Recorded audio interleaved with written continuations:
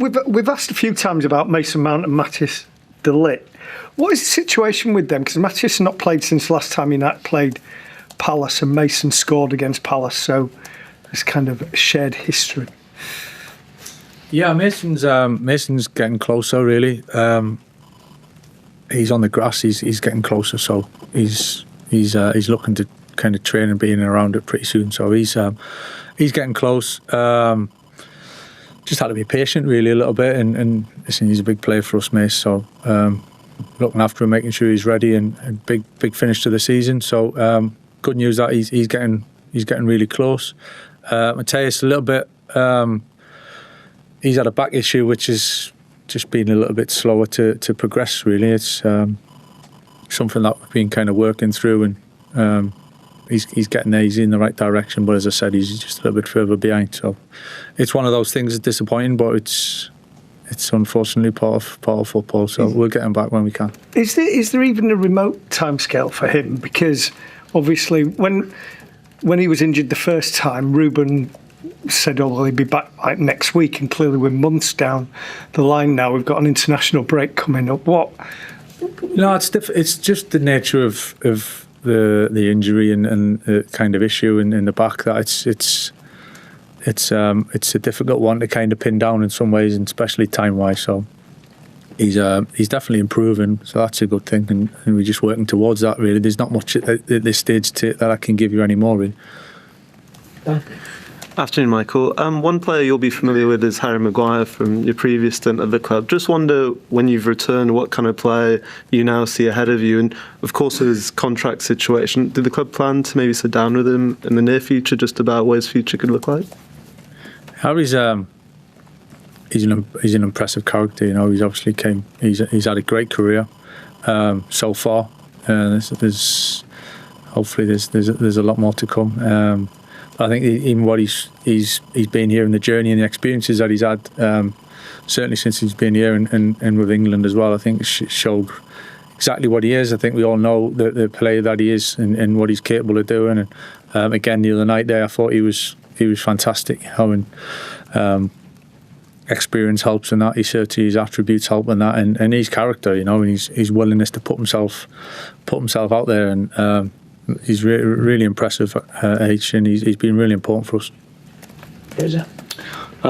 Saw in a recent interview with your goalkeeper Larmans, he was talking about one of the reasons why he feels there's been an upturn in form is the clarity of the messaging that's coming through to the players. Can you give us an insight into how you go about making sure that you convey to each player what it is you want from them? Yeah, I mean, you could talk for quite some time on that, you know, in terms of how we want to play, kind of what we want to do for each other, and behaviours, and there's all sorts of things that kind of come into it, really. But yeah, I think I've said it at times over the last few weeks. It's when you're putting a team together and you're putting a team on the pitch, I think it's not always you try to make it as clear as you can. I think clarity is important. It doesn't necessarily mean that it's simple.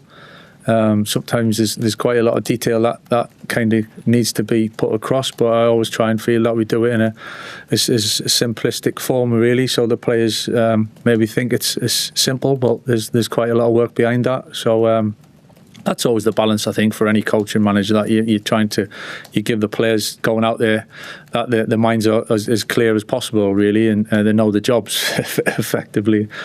So it's a constant balance, but the boys have been great, and anything we have tried to kind of help them with, implement them, and give them bits of tips. I think they've all been taking it on board ever so well.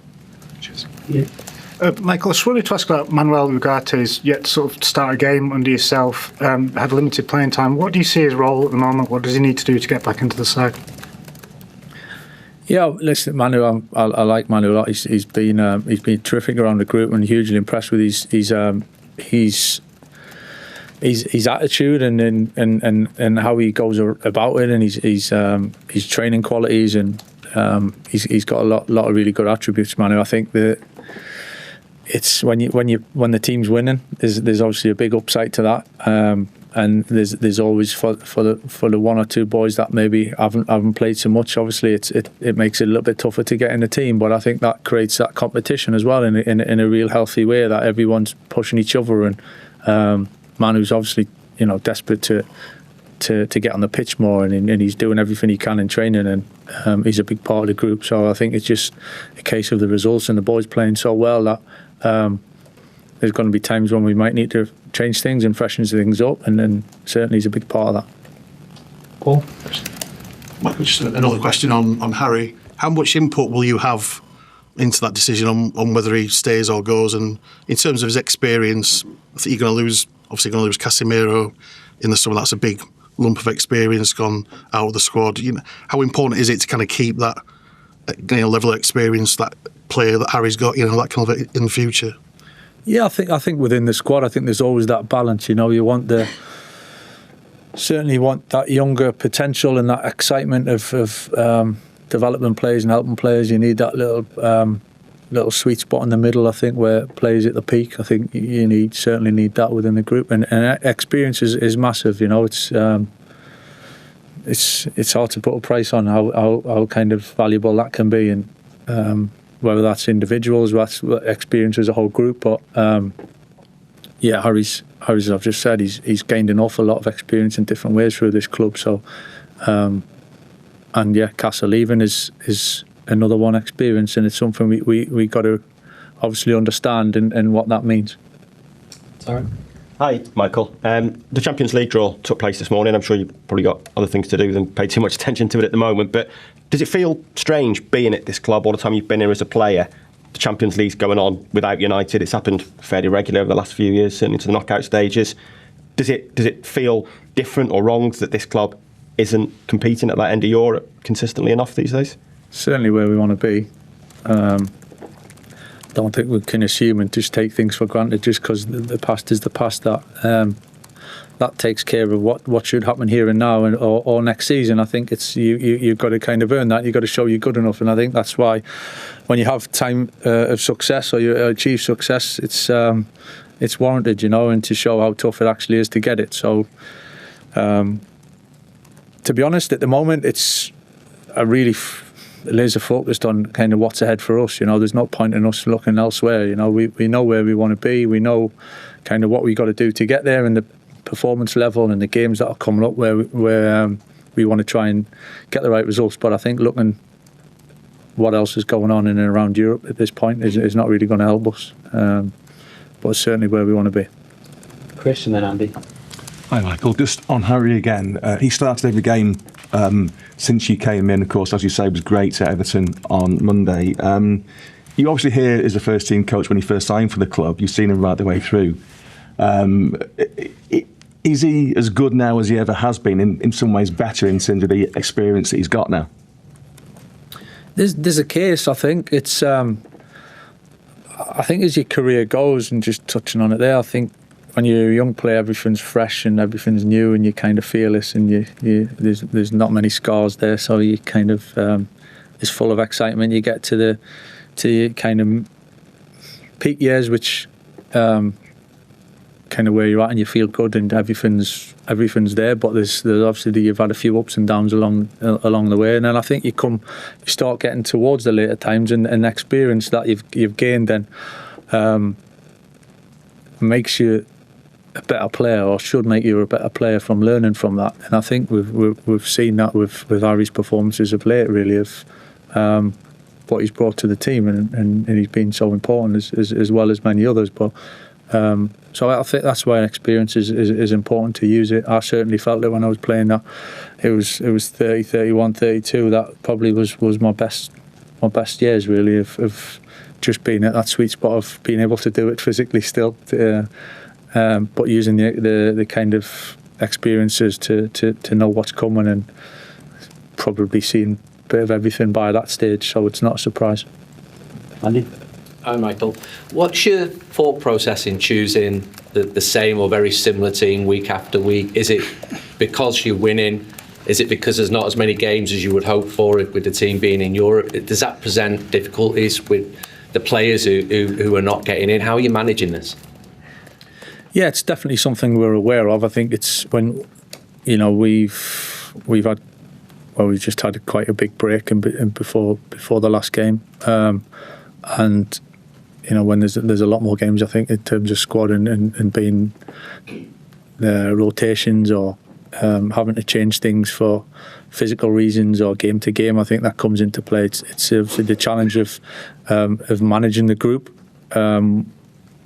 Is, I guess, listen, there's huge positives to it, and the results we've had in playing well, winning games mostly. I think that's the huge positive. But there's certainly a big awareness from me and the staff of how important everybody is in the group. And it's something that we do have to manage, So there's a balance to it, but there's definitely a big positive to the fact that we're in a good run of form. And even though sometimes it's the same players on the pitch, I think game to game we've changed things, we've tweaked things. Some of the front players have played in different positions.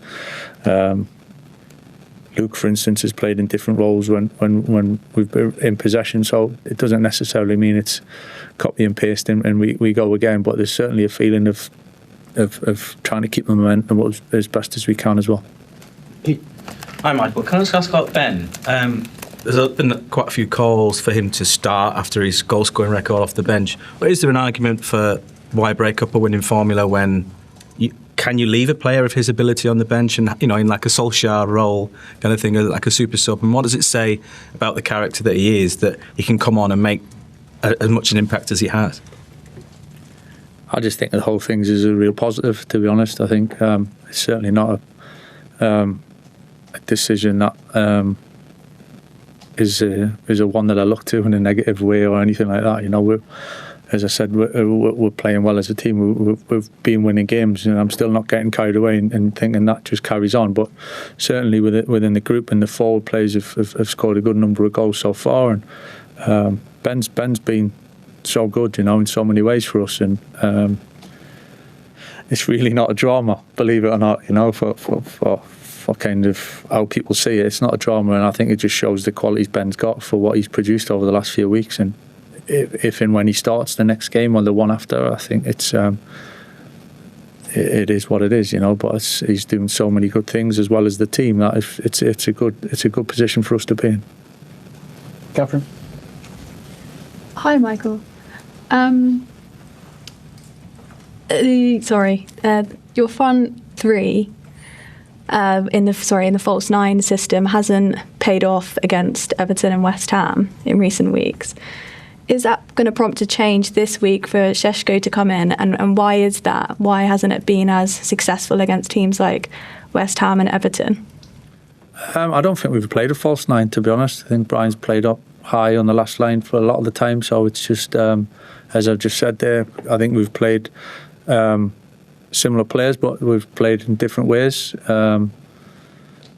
4 points from 2 games is not bad away from home, so it's not so bad, and having being able to change it from the bench and make things a little bit different towards the end of games is a real strength. So I'm pretty happy with the way things are going.